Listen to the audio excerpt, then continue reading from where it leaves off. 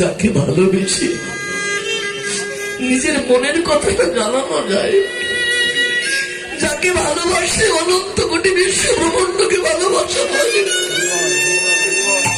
ভালোবাসা জানে গো।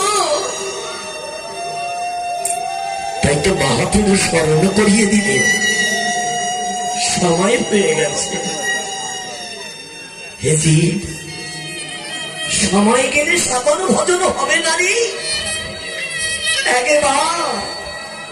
একবার হরি বল বল, হরি বললে যে উদ্ধার পাবি। কেন জানিস? মহাপ্রভু তো নিজেই প্রতিজ্ঞাবদ্ধ হয়ে এসেছিল।